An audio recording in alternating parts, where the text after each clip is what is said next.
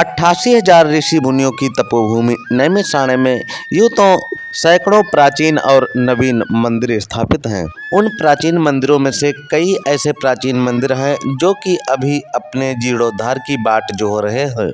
इन प्राचीन मंदिरों में से एक मंदिर है प्राचीन सेवादास मंदिर, जो कि गोमती तट पर स्थित है। इस मंदिर का जीर्णोद्धार करवा रहे हैं सरदार इंद्रजीत सिंह। नैमिषारण्य क्षेत्र के साहसिया मऊ गांव में जंगलों के बीच गोमती नदी के तट पर प्राचीन स्थान है।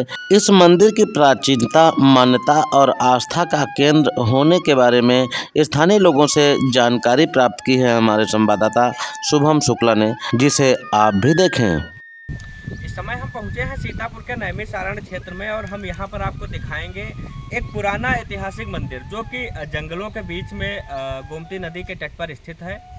उस मंदिर के पास हम पहुंच चुके हैं और ये पीछे वो मंदिर है जहां पर बाबा सेवादास जी रहते थे। ये सेवादास जी का मंदिर है यहाँ पर और ये उनका समाधि स्थल है।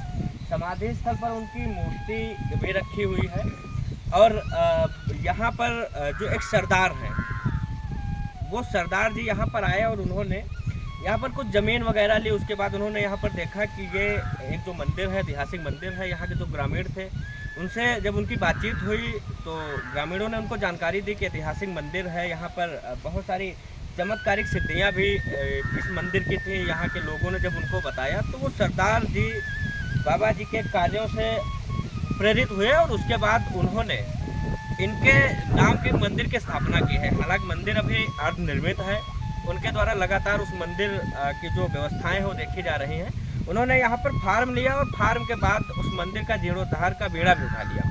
बीड़ा उठाने के बाद मंदिर जो है लगभग पूरा तैयारियों में है, कंप्लीट होने की कगार पर है। और सेवादास जी जो बाबा थे वो एक सिद्ध पुरुष में यहाँ पर माने जाते थे। उनको लेकर के जो यहाँ पर ग्रामीण हैं हम उनसे भी बात करेंगे। कुछ ग्रामीण हैं हमारे साथ, हम उनसे बात कर लेते हैं कि आखिर जो बाबा थे उनकी ऐतिहासिक बातें क्या थी और उनके अंदर ऐसी क्या शक्तियाँ थी जिसको लेकर के बाबा प्रसिद्ध हुए।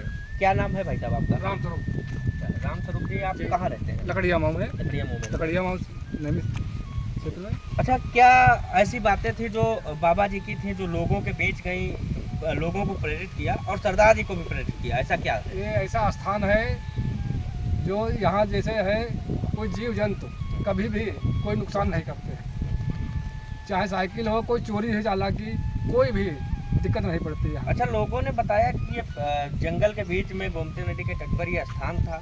यहाँ पर लोग आने से डरते थे, पहले इतना जंगल हुआ करता। जंगल बहुत था लेकिन कोई नहीं डरता था।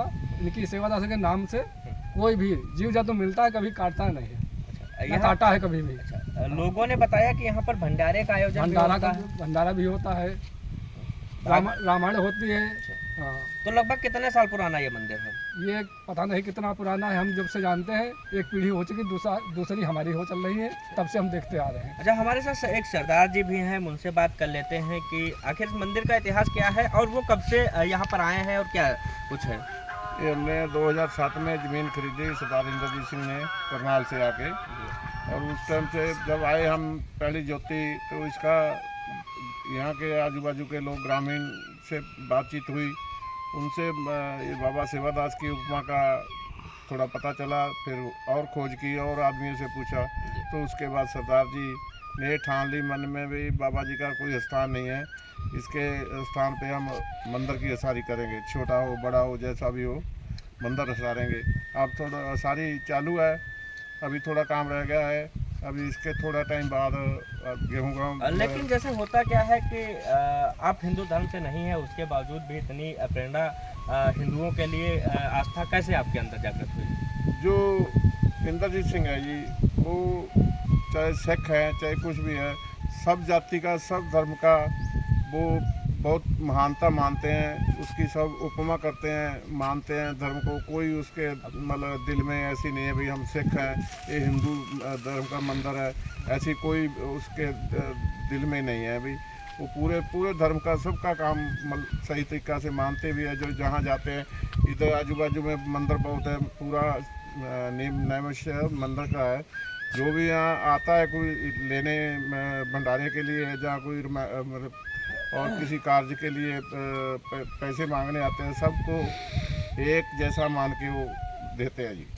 और हमारे साथ स्थानीय अधिवक्ता और समाज सेवी सुधीर शुक्ला भी हैं। हम इनसे जान लेते हैं कि आखिर मंदिर का इतिहास क्या है और इस सरदार जी ने जो ये कदम उठाया तो उनके अंदर प्रेरणा कैसे आई।